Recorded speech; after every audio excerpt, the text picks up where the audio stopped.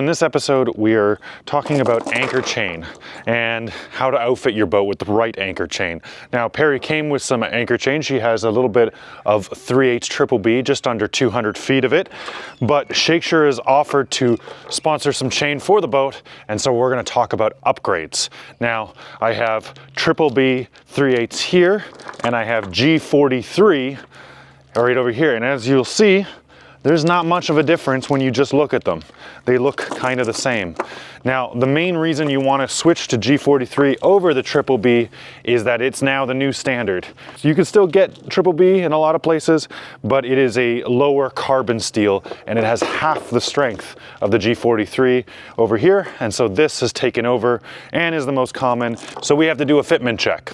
This is my huge windlass, and there are some affordable windlasses out there, but I'd really like to use this one because of its gargantuan size and capability. I can feed 2 sets of chains through this thing at the same time. So my original chain here fits on what is called a chain gypsy, and this grabs the chain piece by piece, and we can wrap chain or rode around the drum over here as well. But I also have a secondary set of windlasses here, or chain gypsies here, that I can also use. When you're testing the fitment, it's nice to run it in and out a couple of times. That's funny. So as I'm running it back, I'm noticing gypsy's a little bit better. So let's check the G43. Where the G43 is so much longer in the link that it's skipping out of the teeth of my gypsy here. Well, yeah, well. This one's Triple B, the original chain. This is the new Triple B, and the original fits, whereas the new one is just a bit too small. Now, you might be wondering how much chain I should get.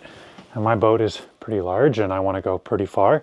So I have to compromise between the amount of chain that is safe to hold my boat and the amount of chain that's safe for my boat to carry on the bow. So let's balance things out.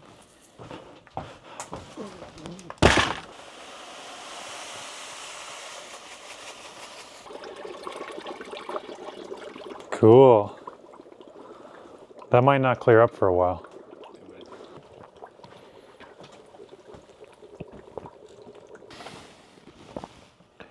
Do you think that will settle out eventually? They say you should never bring up religion, politics, or money at the dining room table.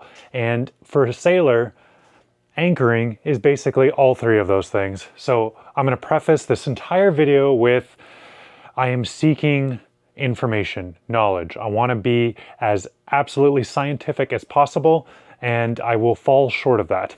But that being said, I am not trying to tell you that your way is wrong. If it's held your boat so far, that's great. I'm just trying to decide for myself how much chain my boat needs. And maybe from all of my research, you will find out how much chain your boat needs. All right, so fundamentally, we're going to break this all down into a few key components. We have a boat, we have an anchor, and we have chain and rode between the two. And the question is, how much of this do we need and how much weight is really going to be beneficial? We have an anchor, and we have some rode, or we have a little bit, or a medium amount, or even a lot of chain and then some rode. And which of these setups is actually best, and where do we get to a point of diminishing returns? Now, in order to figure all of this out, there's 2 pretty difficult things for me to know, and we're going to break those down right now, but they're basically on the 2 extremes. How much holding does an anchor really provide, and how much holding does a boat really actually need? Ask 3 sailors their opinion on a boat and you will get 4 different answers. I've been doing a lot of research as to the holding force of different anchor designs, and in the commercial pleasure craft world, I'm not getting a lot of data. And unfortunately, that means that I can't really go apples to apples and everything because I have a pleasure craft boat. However, Once we get to the bigger things, there are government agencies and there are technical reports, and a lot of that stuff is public. One of the papers I'm going to reference a lot in this video is ABS's offshore anchor data for preliminary designs of anchors of floating offshore wind turbines. I don't have a floating offshore wind turbine, but this report, this technical report, does have some plow style anchors, and it does have some data on some more traditional style anchors. There's useful data here. So starting at the anchor, the number I am very interested in is the ultimate holding capacity. So that assumes that the anchor is set at 0 degrees, digging in deep, in perfect conditions. Now they have different levels for different types of sand and mud, and they're trying to compare different types of anchors for this application, and everything is measured in tons, which isn't super relevant to me. So it's not going to be an apples to apples comparison, but at least I can get into the ballpark of what I'm looking at here. And it looks like the Danforth anchors are getting a kind of 10-to-1 ratio, and the once you get into some of the plow designs, they're getting in a 30 and even 40-to-1 ratio. That means that for every pound of weight that the anchor has, we're going to get 40 times that in holding capacity, ultimate holding capacity, before the anchor slides and drags through the mud. In my case, I have a 100-pound Bruce claw style anchor. Now they don't have a claw in this paper, but say I had a plow style and I was getting that 40-to-1 ratio, well, that means that my 100-pound anchor would hold the equivalent of 4,000 pounds. So it's 4,000 pounds of holding. That sounds like a lot, but is it? Well, let's go to the other extreme and let's talk about the wind loading of the boat. So here's my boat. Doesn't look exactly like my boat, but just play with me on this one. We have the boat, we have the anchor chain. Now when she's sitting into the wind like this, you can see the wind can only really interact with the bow here and mostly a lot in the rigging. Now there's actually apparently quite a lot of force being acted upon the boat from the wind on the rigging, not only because there's a lot of it in this view, but also because it's higher up and is interacting with probably higher speed winds than you're seeing at the surface of the water. There's a funny thing that also happens when the boat veers back and forth on its anchor chain.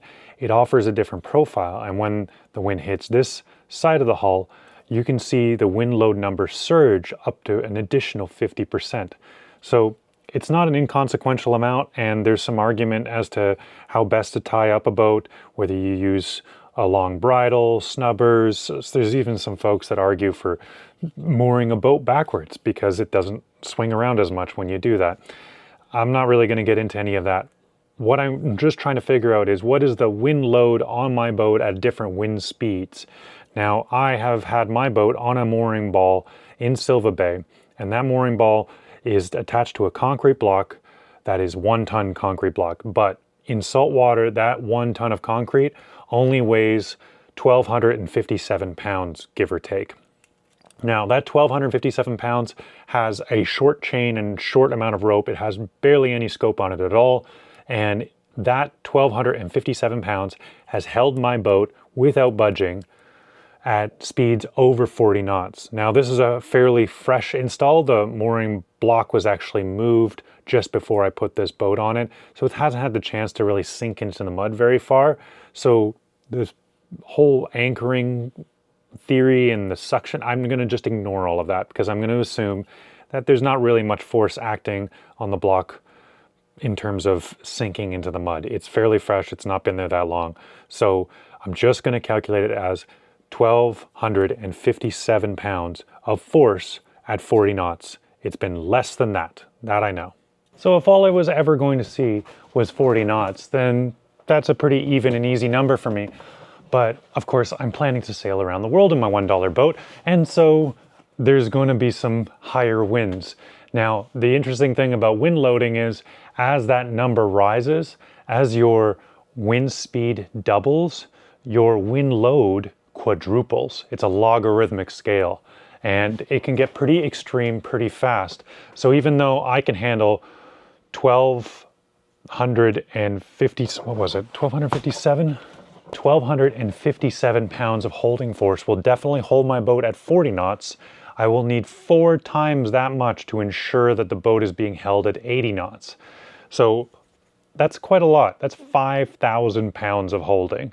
So those are the two things that are hard to calculate: the ultimate holding capacity of an anchor and the wind loading of a sailboat.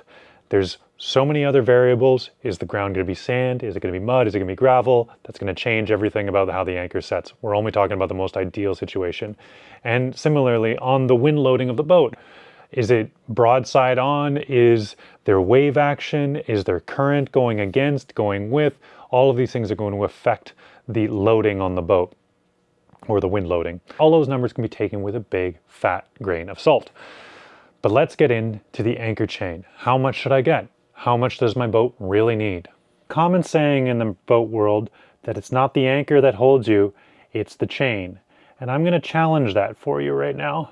Here we go. We have our plow style anchor dug into the sand, and we're going to pull it. Now, this setup right here is all rode. As you can see, there's no chain whatsoever. So as I pull, it's pretty much a straight line right away. And there's like a lot of shock loading on that. So as I tug, it shocks instantaneous. The force goes from 0 to all of the anchor holding force all at once. So as I pull, it can create the shock that knocks my anchor loose and allows it to slide along.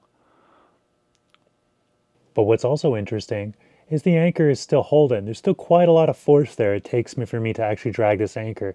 And that's because the ultimate holding capacity of the anchor has not changed. So whether I have a ton of chain on this or not, as long as I'm scoped in the right direction, it's always going to kind of hold the same amount.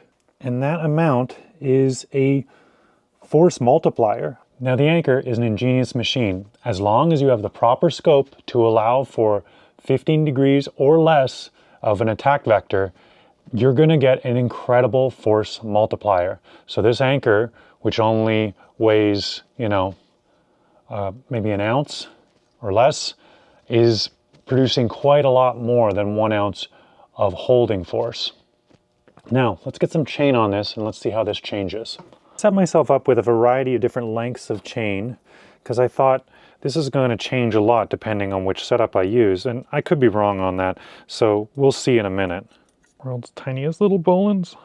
Now, I don't really know what kind of result I'm about to get here because I've done a bunch of research, but there's so much conflicting information online about anchors, about scope, about how much chain you should get, and a lot of rules of thumb. Like a really common one I hear all the time is that you should get an equivalent amount to roughly the length of your vessel, which I don't know how the length of your vessel really has anything to do with how much holding you need or where you're going to anchor or any of that. So I don't really understand how that one is that relevant, but it's an easy number and most people know how long their boats are, so that's good. Okay, I'm just going to hook it on like this with this little loop. Okay, we're going to set the anchor again. We'll see what it does. Now, right away, what I'm noticing is even though I'm pulling at the same spot, as I pull, I'm getting, the load is starting to come on earlier. And that load is being shared between my finger that's pulling the rod, but also the anchor on the other side. And the chain is acting like a little shock absorber. So essentially, instead of slamming all the weight onto that bow right at once, it's going to act like a bit of a damper, and I'm going to get a little bit more, a little bit more, a little bit more, until finally I get roughly the same amount. Now, oh, there's like a large rock there. Okay, weird. Yeah, this sand is got a lot of gravel in it, so it's not going to work exactly perfectly. But you can see once it's pulled straight, once I'm pulled taut, functionally, I'm kind of in the same spot as I were if I just had the rod. It's not holding any harder, really, but what it is doing is shock absorbing. This is kind of contrary to everything that I've been taught. I've been out here for 10 years, and the adage I'd hear all the time is, oh, it's not the anchor that holds the boat, it's the chain. It's a common story I hear all the time. But, I never really questioned it before. And now I'm sitting here like, how does that make sense? The chain is just a weight. There's nothing about the design of the chain that makes it good at holding anything, you know? It is just a weight that sits at a pendulum between two fixed points. So there are advantages to that. Now here, we've got the medium chain on now, and there's a lot more weight here. So if I have that scoped all the way out to the point where the chain is on the ground, I'm sitting here and I'm not like, it's just the same as the road was, but as soon as I start pulling, right away, the weight starts ramping up. And I haven't even got to the point where the chain is lifted all the way to the anchor yet. And I can really feel it's got a lot of holding power already. Now, if the chain was just in the box on its own, which I can do right now, it does have some holding power.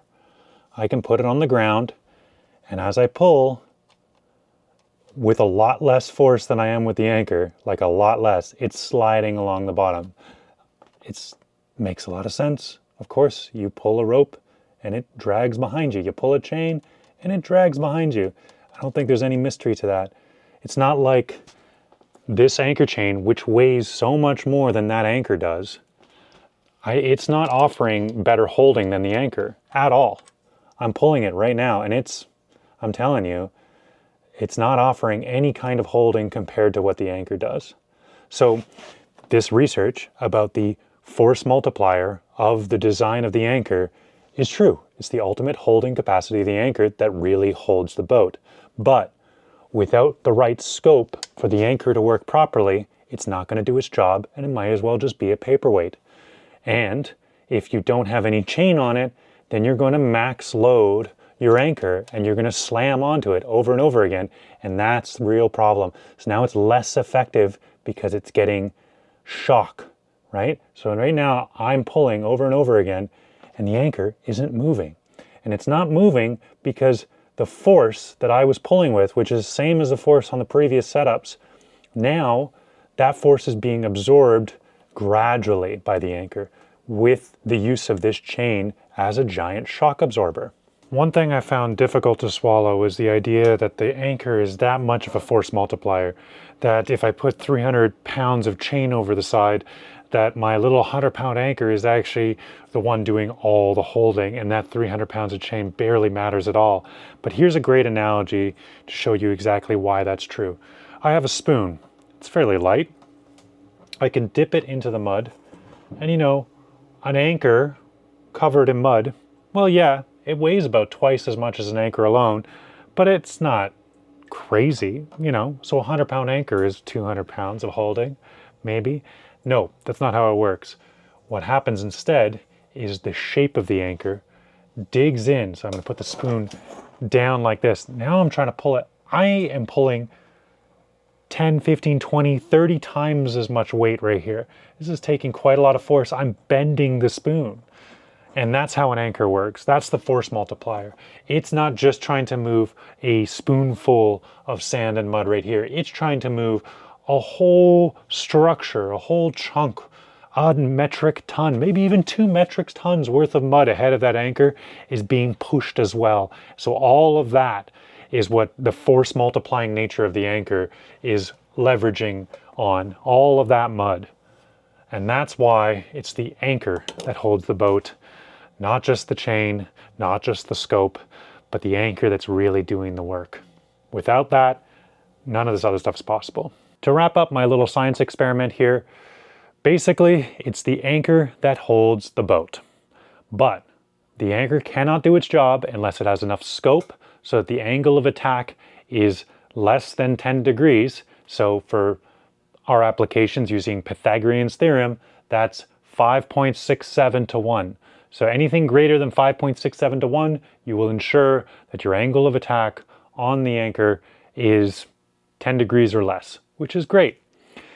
If you get the scope right and you add a good amount of chain, and the chain is both abrasion resistant, which is really nice because the anchor doesn't do any job if it's connected by Bluetooth, but it also adds shock absorption, and that gravity shock can do a lot to make sure that that anchor stays set where it's set. It's not getting any shocks. Your cleats on deck aren't getting any shocks. Your boat's not slamming down on the anchor really hard. That anchor weight is doing all of that work. Now you got to remember that that weight of the anchor is still just a few 100 pounds, right? So if you're wind loading yourself greater than a few 100 pounds, then that chain is going to be straight. And the anchor chain at that point might as well be rope. It's not going to do much. If the consistent wind load is greater than the weight of the chain, it's just going to be a straight line, and the anchor will be doing all the work. So if you've ever been out at anchor and felt the anchor consistently slamming hard, then know that the anchor chain is at that moment not doing anything. It's just merely attaching your boat to the anchor, which is doing the work. So that bears the question, how much anchor chain do you need? The more weight I have in chain, the better, right? The more length I have in chain, the better. It goes through the windlass nicely. It allows me to anchor in deeper waters, and it allows me to put more weight on that spring and have a smoother ride out there at anchor. Now, one of the reasons I want to put as much chain as possible in my boat is that my boat's quite large, it's quite heavy. And so the action of gusts of wind surging that wind force up and down on my boat, I want a lot of shock absorption to smooth that out. In order to do that, I need a lot of weight of chain there. Also, if I get a longer chain, then I can set it in a greater depth of water. And around here, around the Pacific in general, there's a lot of very deep anchorages, and they can get pretty busy. So if you have the ability to drop anchor much further away in a place where you can scope out further, which is very important, then you are better off. I would much rather have a 5-to-1 or greater scope out in 100 feet of water than have, 3-to-1 scope in 20 feet of water. I'm in much more danger in that 20 feet of water than I am in 100 feet of water, if that makes any sense.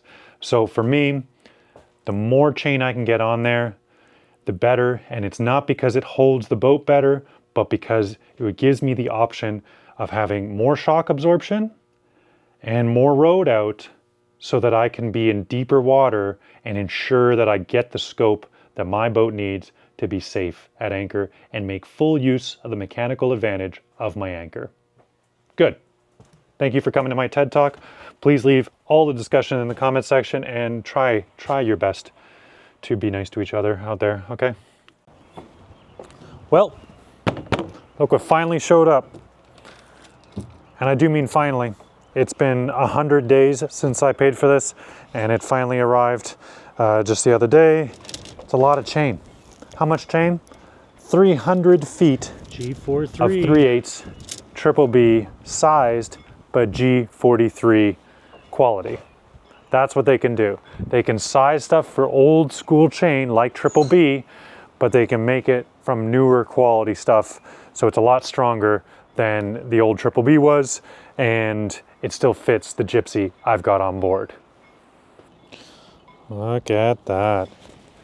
That's a lot of hot dip galvanizing, baby.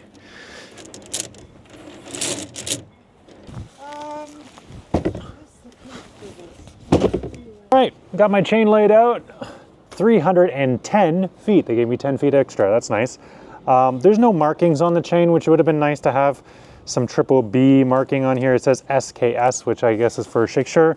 But yeah, now that I have it all laid out, I have it in a 25-foot turnover here so that I can mark my 25-foot spacing. Now for me, that's what I choose to do. Each person's gonna set up their own. There is a standard for ships using shot, but that's kind of old school, and if you don't think that way, then it's not really useful for you.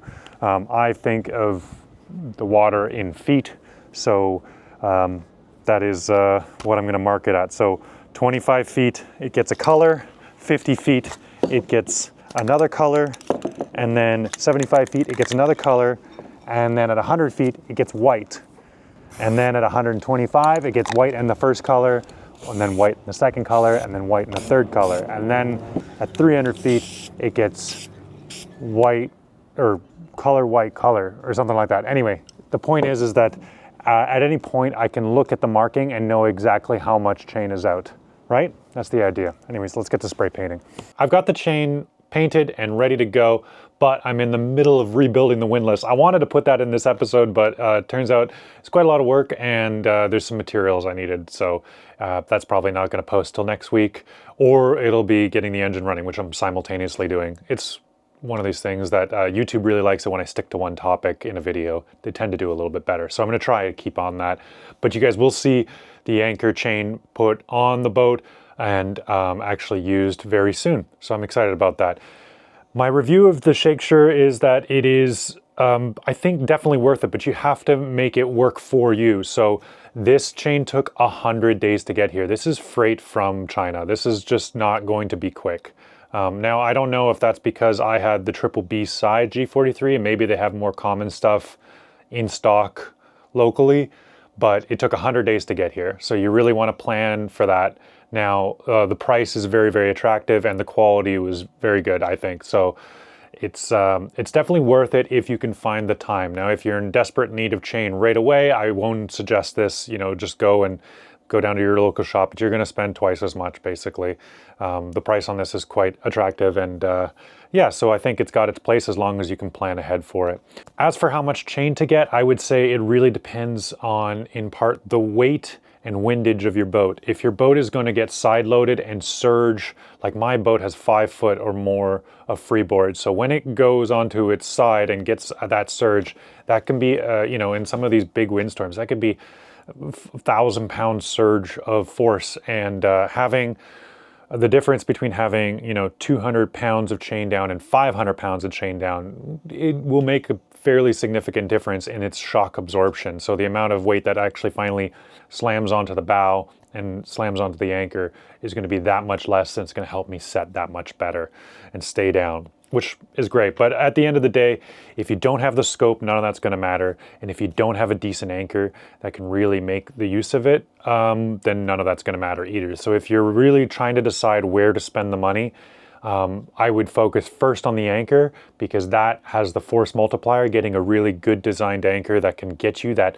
30 or 40 times X holding force, that's really, really nice if you can get that, and that will give you much more holding per dollar than better chain, better road, better all these other things. But that doesn't mean that you should stop there, because I do think that like a good chain is certainly got a lot of benefit. Good road has a lot of benefit, and if your chain is old and rusted and it's going to snap, then it doesn't matter how good your anchor is. It's not going to help you if it's over there in the ground and you're floating away. So definitely chain has its place. It's just not the be all and end all that I thought it was. And that's been really eye-opening. I'll also include some of the sources that I did my research on so that you can continue that research if you're more interested.